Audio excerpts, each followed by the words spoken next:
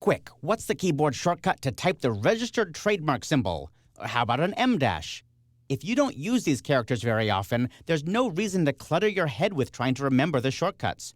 InDesign has a couple of features that makes inserting special characters a breeze. I'm going to select this text frame on my page and zoom into 400% by pressing Command-4 on Mac or Control-4 on Windows. I'm going to switch to the Type tool and place my cursor right after the word Gallery here by double-clicking. And now I'd like to insert a special character here. So I'm going to go to the Type menu and look all the way down at the very end where it says Insert Special Character.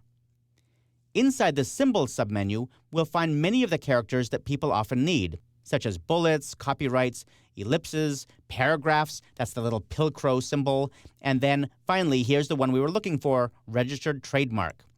I'll select that and InDesign types it for me. There's lots of other special characters hiding in there too. Let's say I don't remember how to type an N dash, this little N dash that I want to use instead of a hyphen when I'm talking about ranges. I'll just delete that, go back to the Type menu, and choose Insert Special Character, and instead of symbols, I'm going to choose hyphens and dashes. And there it is. There's my N dash. Now, perhaps I don't like the amount of space there is between the 6 and that N dash. I can place my cursor between them and add a little bit of space with a special white space character.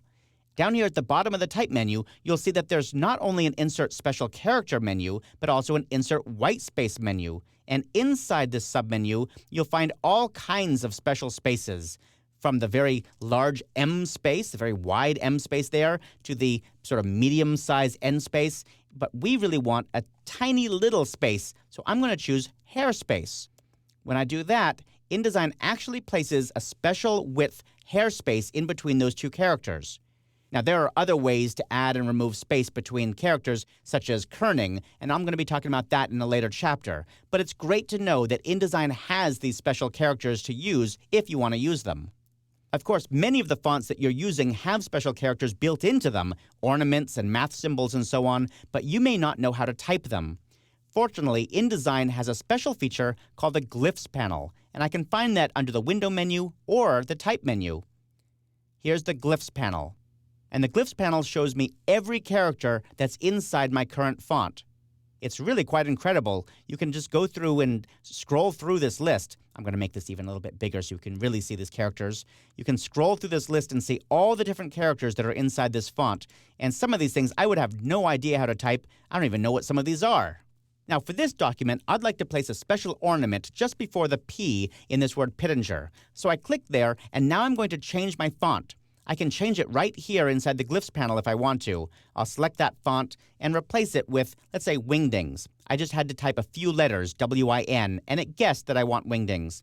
Now I'll hit Return or Enter, and we can see all the different characters inside the Wingdings font. This one looks nice, so I'll double-click on it, and you can see that InDesign places that character right wherever the cursor was. InDesign also places that cursor up here in the Recently Used list. And that's kind of cool because I might want to use that same character over and over again. I might come up here and click before the E. All of a sudden, all of these characters change because it's back to representing what this font is, wherever the cursor is, the Myriad Pro font. But it still keeps my recently used glyph up here. So I can double-click on it, and it automatically adds it and changes the font.